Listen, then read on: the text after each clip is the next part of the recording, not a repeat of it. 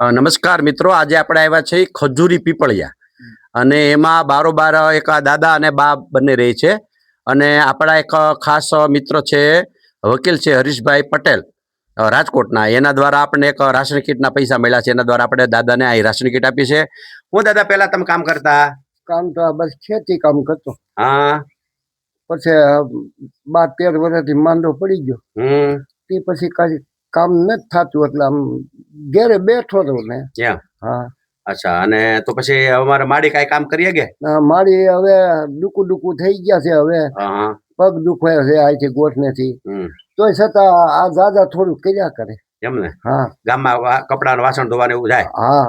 અચ્છા. પછી બીજી કઈ આવક ખરી? બીજી કઈ આવક નહીં. બીજું શું? નહીં. અચ્છા. એક આ પેન્શન આવે મહિને સરકારમાંથી. હા. આ બધી બીજું કઈ નહીં. અને કેટલા વર્ષ તમારા થયા છે? મારા વર્ષ થઈ ગયા 72 વર્ષ જેવું. અચ્છા. હા, બરોબર છે.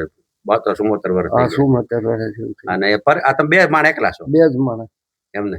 હા. અને પછી તમે આ રાશન કીટ આ બધું દઈ મદદ ટેકો થાય? હા, ઘણો ખૂબ ખૂબ આભાર ભાઈ. ધન્યવાદ દેવાય. મારો રામ સૌને સુખી રાખે. એવું ને? હા. અચ્છા. મિત્રો, દાદા બહુ રાજી થાય છે. બે માણસ એકલા છે અને આ બારોબાર પડ્યા છે અને આખી જિંદગી 74-74 વર્ષે કેટલું શરીર કામ કરે છતાંય માળી જો બિચારા અત્યારે લાકડા વીણવા માટે ગયા છે ખેતરોમાં, વાડીઓમાં, કે જેથી કરીને ચૂલો સળગી શકે એટલે. અને વાસણ કપડાં ધોવા માટે ગામમાં જાય. જે ઉંમરે આરામ જોઈએ, હવને આરામ જોતો હોય, હવને શાંતિ લેવી હોય, પરંતુ કુદરતની ખફામરજી છે તો એ આરામ કરી શકતા નથી. તો એ થોડુંક સારું જીવન જીવી શકશે. આપણે આ રાશન કીટથી એની કંઈ દુઃખ દૂર કરી ન શકીએ, પણ કમસે કમ થોડુંક સારું જીવન જીવે અને એને થોડીક રાહત થાય. અને એ રાહત થાય અને સાથે સાથે આપણે આવીને થોડીક વાર વાતચીત કરી તો એ આત્મા રાજી થાય. હા, બરોબર ને? પ્રભુ, હા ભગવાન, મારા દીના એમાં મજા આવે છે ને? અરે બહુ મજા આવે છે. એવું ને? અચ્છા. હું આમ આવું તમને આનંદ આવે? અરે આનંદ એટલે અમને એમ થાય કે અમારી ઘરે ભગવાન પધાર્યા. એવું ને? પણ અમારી માટે તો તમે ભગવાન છો. નહીં, તમે ભગવાન. ના. તમને મળવા માટે ગરીબ માણસને તો ભાંગલ ગાડી દે કે મારો નાશ હોય ઈ દઈએ કે બીજાનું કામ નથી. આ દાન કામ નથી મારા બાપ.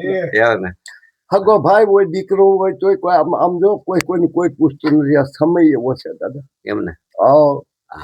તો જગતની મલકો દાન કરવા વાળા દિયાળુ ઘણા પીડ્યા છે. મારો રામ એને સુખી રાખે. અચ્છા. અને ખૂબ અમે આભાર માનીએ છીએ. અચ્છા. જો મિત્રો, યાદ શબ્દ બોલજો. બહુ સરસ શબ્દ બોલ્યા છે. ભાંગલ ગાડે કોઈ નો બેહે. આ કાઠિયાવાડી ભાષાનો શબ્દ છે. કે ભાંગલ ગાડે કોઈ નો બેહે. અને ભાંગલ ગાડે બેહવાનું કામ આપણે આદર્યું છે. પણ એ ભાંગલ ગાડે ક્યારે બેસી શકીએ છીએ કે તમે બધાય મારો ભરોસો કરો છો, આટલા બધું શક્ય છે. અને તમારો ભરોસો નહીં તૂટે એની ઈશ્વર સાક્ષીમાં હું તમને ગેરંટી આપું છું. તો બધા મદદ કરતા રહેજો. સીતારામ. નમસ્કાર. વંદે માતરમ.